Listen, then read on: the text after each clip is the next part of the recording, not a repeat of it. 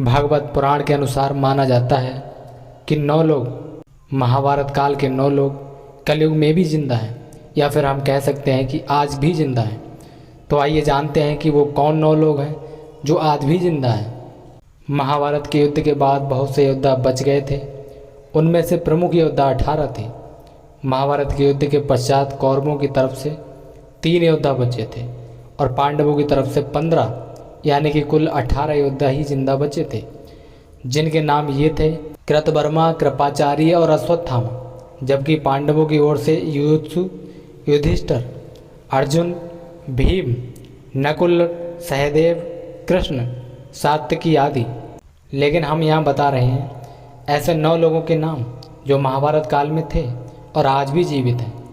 Number 1, ऋषि मार्कंडेय। भगवान शिव के परम भक्त हैं ऋषि मार्कंडेय। इन्होंने शिव जी को तप कर प्रसन्न किया था और महामृत्युंजय मंत्र सिद्धि के कारण चिरंजीवी बन गए। मार्कंडेय ऋषि वनवास के दौरान युधिष्ठिर को रामायण सुनाकर धैर्य रखने की सलाह देते हैं। दूसरी ओर महर्षि जैमिनी के मन में महाभारत, कृष्ण और उसके युद्ध को लेकर कुछ संदेह था, तो मार्कंडेय ऋषि ही उन्हें संदेह का निवारण करते हैं। मार्कंडेय ऋषि को भगवान शिव से चिरंजीवी होने का वरदान मिला हुआ है। नंबर 2, कृपाचार्य। महाभारत के अनुसार कृपाचार्य कौरवों और पांडवों के कुल गुरु थे। कृपाचार्य गौतम ऋषि पुत्र हैं और इनकी बहन का नाम है कृपी। कृपी का विवाह द्रोणाचार्य से हुआ था। कृपाचार्य अश्वत्थामा के मामा हैं। महाभारत युद्ध में कृपाचार्य ने भी पांडवों के विरुद्ध कौरवों का साथ दिया था। कृपाचार्य की गणना 7 चिरंजीवियों में की जाती है, जिनमें विभीषण, राजा बलि भी शामिल है। नंबर 3, अश्वत्थामा। अश्वत्थामा द्रोणाचार्य का पुत्र और रुद्रा का अवतार था। अश्वत्थामा को संपूर्ण महाभारत के युद्ध में कोई हरा नहीं सका था। हालांकि इसमें संदेह है कि अश्वत्थामा आज भी जिंदा है या नहीं, क्योंकि भगवान श्री कृष्ण ने उसे 3000 वर्षों तक शरीर सहित भटकने का श्राप दिया था। कुछ लोग भविष्य पुराण का हवाला देकर कहते हैं कि वे कलयुग के अंत में जब कल की अवतार होगा तो उनके साथ मिलकर धर्म के खिलाफ लड़ेंगे। यह अलग बात है कि सांप से मुक्त होने के बाद भी अश्वत्थामा अपनी इच्छा से जिंदा हो, क्योंकि इतने 1000 वर्षों तक जिंदा रहने वाला सामान्य मनुष्य भी खुद की शक्ति से ही जिंदा रहना सीख जाता होगा, और वे तो अश्वत्थामा थे। नंबर 4, मायासुर। रावण की पत्नी मंदोदरी के पिता अर्थात रावण के ससुर थे। देवताओं के शिल्पी विश्वकर्मा थे, तो असुरों के शिल्पी मयासुर थे। मयासुर ने रामायण काल में कई विशालकाय भवनों और शास्त्रों का निर्माण किया था। रामायण के उत्तरकांड के अनुसार मयासुर कश्यप ऋषि और उनकी पत्नी दिति का पुत्र था। यह ज्योतिष, वास्तु और शिल्प के प्रकांड विद्वान थे। इसका मतलब मयासुर सतयुग में भी था। मयासुर ने ही महाभारत में युधिष्ठिर के लिए सभा भवन का निर्माण किया, जो मय सभा के नाम से प्रसिद्ध हुआ था। इसी सभा के वैभव को देखकर दुर्योधन पांडवों से जलने लगा था, और कहीं न कहीं यह ईर्षा महाभारत में युद्ध का कारण बनी।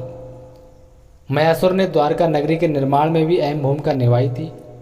मैंने दैत्यराज बृहस्पति के यज्ञ के अवसर पर बिंदु सरोवर के पास में एक विलक्षण सभागृह का निर्माण कर अपने अद्भुत शिल्प शास्त्र के ज्ञान का परिचय दिया था।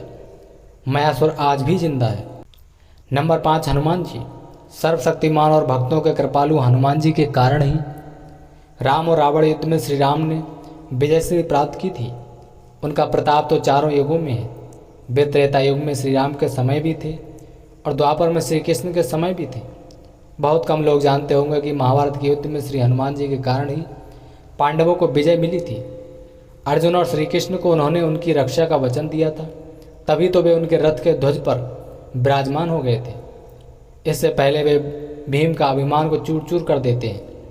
जब एक जंगल में भीम उनसे अपनी पूंछ हटाने को कहते हैं तो हनुमान जी कहते हैं, तू तो शक्तिशाली है, तू ही मेरी पूंछ हटा दे। लेकिन भीम अपनी सारी शक्ति लगाकर भी जब वह पूंछ नहीं हटा पाता है तो वे समझ जाते हैं कि यह कोई साधारण बानर नहीं, स्वयं हनुमान जी हैं।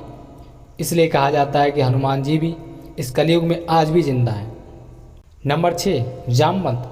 परशुराम और हनुमान से भी लंबी उम्र है अग्निपुत्र जामवंत जी की, क्योंकि उनका जन्म सतयुग में राजा बलि के काल में हुआ था।